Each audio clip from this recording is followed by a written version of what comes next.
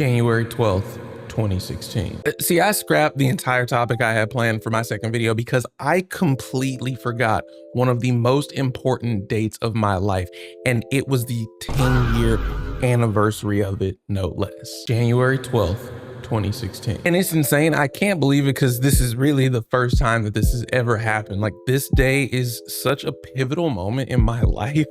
And I know you must be thinking, his wife has got to be livid with him. She's got to be ready to take his head off. But thankfully for me, she forgot too. Okay, so that's great for me, right? January 12th. 2016. No, but seriously, she was completely understanding because we've just been so busy with life, man. Work, house, raising our kid, me trying to do this content shit. And after the holidays, time just simply got away from us, okay? See, January 12th isn't our wedding anniversary, but funny enough, our future wedding might not have happened if not for this day. And this year in 2026, you see a lot of reminiscing on how dope 2016 was, and it was the shit.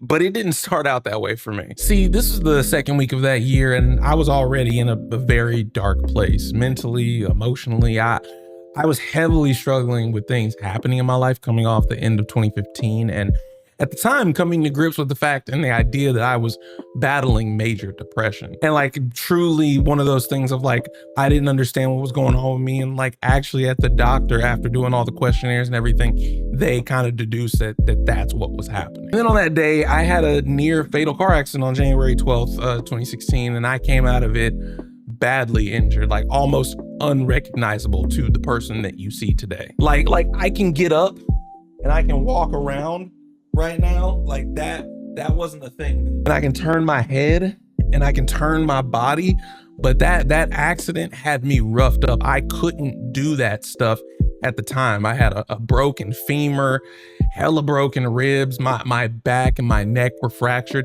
and I had some pretty bad damage to my spinal cord. And bro, the craziest part about it is I was only 19 years old. It was the second semester of my sophomore year, had just started like a few days prior. And at the time of my recovery, like early on, I couldn't even walk anymore. I had to learn how to all over again, but as you can see, it definitely worked out. And that is kind of where the positive comes in. Like, yes, it was a day that I almost didn't make it, but because I did, we started to look at it as a day that I got a second chance at life. It didn't start out that way, but as I recovered, I started to have a new appreciation for my life that I did not previously have very often. Again, going back to the dark place that I was at just before the accident. And January 12th became kind of like a second birthday. It's like my mom actually would say, like, God gave you to me twice, because similarly, when I was born, there was some things with, worry about how I was going to do in those first couple of weeks living. And she always said that she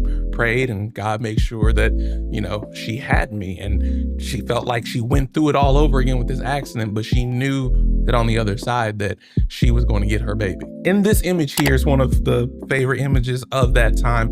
I was in the rehab center. I was celebrating a holiday known as Ice Cream for Breakfast Day. Now, it's a kind of a niche thing, but at the same time, it has like international reach.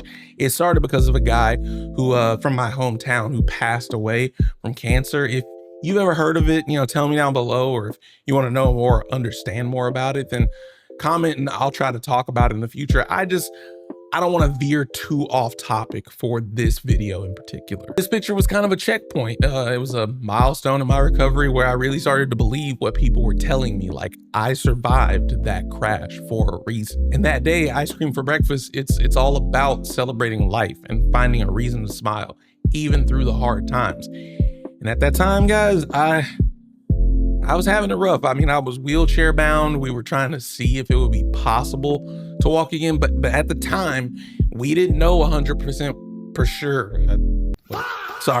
We didn't know 100% for sure. At the very least, unassisted walking, because it was just hard to tell at the time, especially because like I was still in a brace. I had that halo. That's that contraption that you see screwed onto my head, which I didn't even realize it was screwed in until I slowly weaned off of pain meds. Again, like, as much as I remember from it, that time was also a little bit of a blur. And thankfully, as casts and braces and hardware started getting removed, my recovery continued to progress in ways that weren't necessarily imaginable at the very beginning. Like, I know The doctors, they were a little quiet because my mom was like, don't say that it's not possible.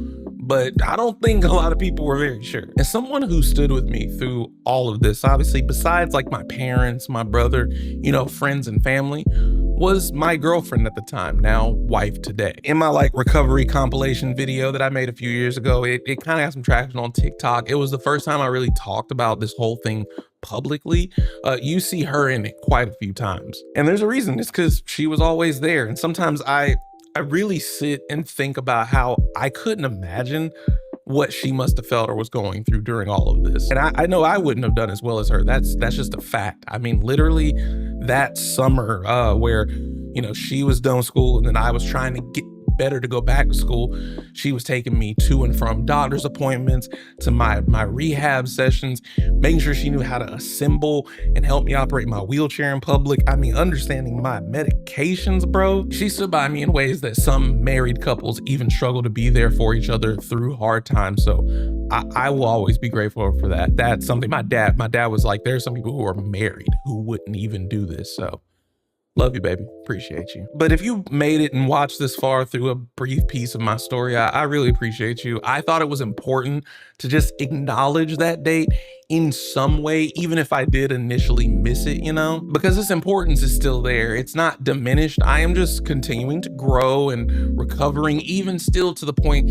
that the deeper emotional and mental wounds aren't as forefront and prevalent. And so when the day rolls around, I'm not like dreading like, oh, it's coming. Like I got to remember, wow, like this many, like I literally January 12th felt like another day. And for the first time, honestly, since then. And if nothing else, the reason I survived that and recovered this much when so many others don't get that opportunity is to share this story so that others, they can be inspired to keep going or comforted in their recovery journeys, or just their battle with dark times. I can't tell you guys how many people I still remember from the hospital or from being in rehab together who they were progressing, you know, better than I was at the time, but they never got this close to 100% like I did. And that is like a blessing and a curse, because I have to remember not to take that opportunity for granted. Bro, at the times of some of these photos and clips I've shown you, I hadn't even seen what the car looked like, but later down the line, when I was ready and I asked my dad to see those pictures, yeah, me being here right now talking to you is nothing short of a blessing and a miracle, because it didn't look like I should have been able to get out of that, like at all. And to get to nearly 100% in recovery, like after some of the injuries, like the femur or the spinal cord injury, I still have like spasms. I can't necessarily like run full pace. I was never able to get back fully to what I was before, but to be this close is still incredible. I'm extremely thankful, and I'm thankful for all of you who've been enjoying these more vulnerable videos. I'm glad to see that some of you are so excited to be a part of this community. Liz in particular, I want to thank you so much for your comment, especially. It stood out to me so much in the last video, so I wanted to be sure to let you know how much I appreciated it. And yeah, if you guys want to hear more about that era in my life, just let me know and I'll keep it on the list. And you know, for right now though, next video is back to regularly scheduled programming. This was an interruption because I thought it was important to acknowledge January 12th, 2016. It was a bad day, but it was a good day in the long run. It's like 2016. 2016 was lit. So thanks again. Hope to see you in the next video. Peace.